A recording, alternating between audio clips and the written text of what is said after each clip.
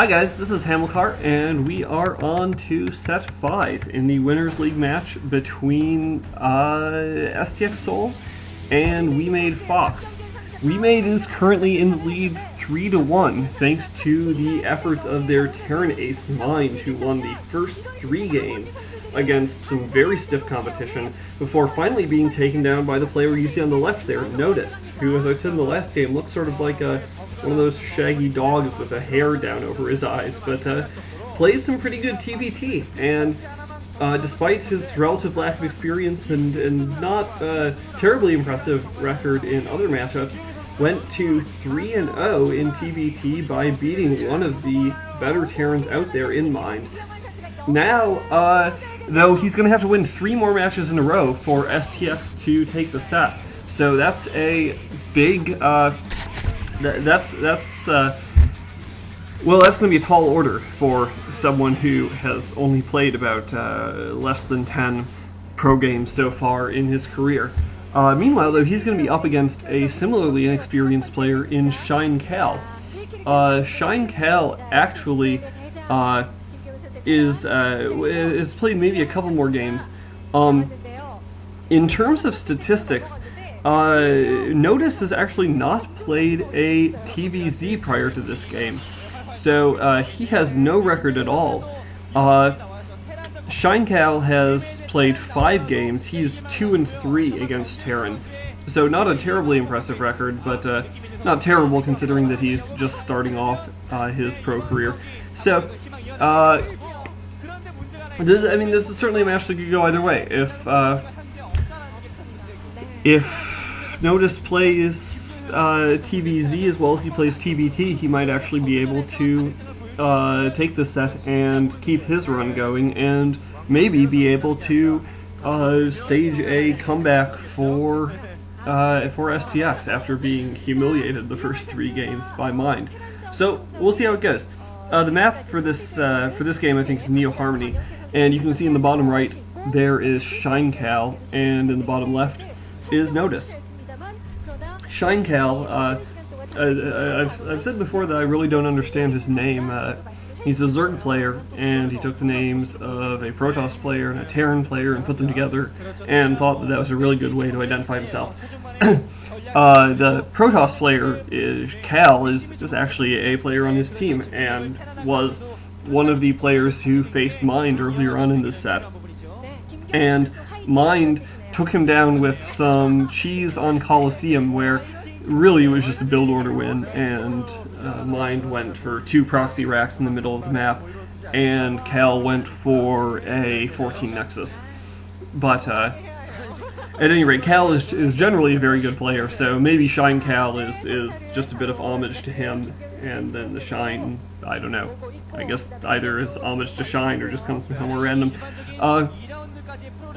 Nothing too non-standard going down here. It looks like a standard supply depot, I think from Notice, no flash style 8 racks. Gas is going up though. I missed that. There is early gas for Notice. So Notice, it looks like, will probably be going for a mech build, and yeah, we do see the factory going down. And this is actually not that non-standard for Terrans anymore. We've seen more and more mech builds, a lot of fantasy builds, a lot of just sort of pure mech without the Valkyries. So Zerg players are expecting it now and aren't going to be caught that badly off guard. And as we see, Shine Cal is going to scout it out, so he sees that the mech build is coming, and we'll see how he responds. He went for, it looks like, a standard 12 hatch. Pool just going up now, and the hatchery should be up shortly. It might have been a 12 pool, I'm not totally sure. But he has a 3rd hatchery going down now, so he's going into a macro build anyway, not producing any Zerglings. And we'll see, the standard play for this factory opening from the Terran player is to get out vultures and try to do a run by and get some harassment in. And we can see that Shine Cal is anticipating that brilliantly and putting down that 3rd hatchery in a position that will block off vultures from getting up that ramp, and then simultaneously putting down a creep colony very early to defend that very narrow aperture leading up to his ramp. So if he's on his toes and manages to get a ramp block in place when the vulture comes, this vulture harass is not going to be terribly effective. Some sort of research going down in the machine shop. It's possible that, well, it's possible that Notice would get an early tank, but I don't think so. That would be a bad move. Notice may be able to pick off his Overlord here. We'll see. The Overlord is at pretty low health, and the barracks is floating out. So the barracks is going to get sight on the Overlord. If the Overlord does go down, that's going to be a little bit bad for Shinecal. Overlords do make a difference this early in the game. I don't think the Overlord's going to be able to hide. I don't think there's enough space there on that high ground. Oh, no, it looked for a second like the Overlord had found a sweet spot, but no, the Overlord does get taken down. So, a little bit of a blow to Shinecal early on. Shinecal does have a good front door, and he's going to go for Hydralisks quickly, and Hydralisks are the other part of the counter to early Vultures. Hydras do just rape Vultures once you have a control group or so of them out. The Vulture is going to press up, and we'll see probably speed upgrading for it. I think it did have speed. Already 2 Vultures now, so he's going to wait and get a bit of a Vulture force and then try to do the run-by when he has enough Vultures to absorb some fire from the Sunken Colonies and those Zerglings and whatever Hydralisks Shinecal is able to get out. But Shinecal has produced a lot of drones, so he's going for a big economy, sending out a drone that's going to get intercepted right away by those Vultures. Looks like he was thinking about taking a 3rd base. Now the Vultures are going to run in. They're going to try to take as many drones as they can. They're not going to do a run-by. They're just going to go in and do damage. They've taken down 3 drones in addition to the one they took down earlier. So a total of 4 drones for 3 Vultures, and that's a pretty good exchange for Notice. But Shinecal still has a pretty good economy up. Armory now going down, so we are going to see a switch into Goliaths. And Goliaths are certainly better than Vultures at combating Hydralisks. And for Goliaths, I really feel like it's one of those unit matchups where you just need a critical mass, and up to a small numbers, Hydralisks probably beat Goliaths. As the numbers get larger, Goliaths start doing better and better. But it's never really an overwhelming advantage either way. Vulture's still running around. It looks like there is a base now going down at the 2 o'clock, and the Vultures are going to scout it out.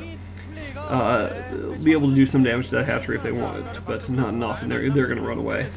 Marine's coming up, though, so Notice may actually try to take out this hatchery. Meanwhile, catching an Overlord in the field, another Overlord is going to go down, it looks like, for Shinecal. Shinecal has several Hydralisks now, and it looks like the Hydralisk might be speed upgraded. I can't tell. Oh, Zergling nicely absorbing that mine there, may be able to save the Overlord. We'll see. And yeah, if Notice had focused on that Overlord, he could have taken it down, but instead he's going to allow the Hydralisks to be killed. Now he's focusing on the Overlord. We'll see. Oh, the Marine goes down just at the last second, so clever play there by Shinecal, keeping his Overlord alive. Now the Vultures are going to try to bust in against this Hydralisk, and the Hydralisk does go down. 1 Vulture remaining, but that won't be able to do any serious damage to the hatchery. Now more Hydras are pushing down, and with those Overlords to spot for mines, well, the Hydras should be careful, because if they miss one mine can take out 4 Hydras under the right circumstances. Now Aspire is going down, so we are going to see a switch into air. And Goliaths are out already, and turrets going down too, so I'm not sure whether Shinecal will be able to accomplish a whole lot with these mutas. He has a lot of Hydras out, though, and it does look like he has speed up, and he may have range, I can't really tell. But he is going to be able to mount double push on the ground and in the air, and may be able to put some pressure on with this. Meanwhile, expansion up and running for Notice. So, economically, things are relatively even at this point, I would say. That little entrance into the side of Notice's expansion is being blocked off by that barrack, so he's being pretty careful, playing defensively, doesn't want to let Zerglings run by and do damage to his SCV line or anything like that. Incidentally, just another reminder, if you haven't already, to go to ST2GG and vote in the Commentator Idol poll for Week 1. My submission was a game from an earlier set between Firebat Hero and Luxury in the match between Samson Khan and KTF. And it was a really fun game on Andromeda. It's well worth watching in its own right. So go to my account and find it. It's set 6 of that match. And if you like it, go vote. Definitely, there were some technical flaws, and I think I was a little bit nervous doing that cast. So people have given me some good feedback and some legitimate criticism. But hopefully you do like it. Hopefully you like the game and like aspects of the commentary. Now it looks like Drop has been loaded up. Overlord's speed at least is up, and I would assume Drop's been upgraded too, given that those 4 Overlords are moving out in consort. Hydra's doing a nice job of blocking the ramp there, so the Vultures are not going to get up. But, well, the Overlords maybe are just positioning themselves for vision to see Vultures moving out.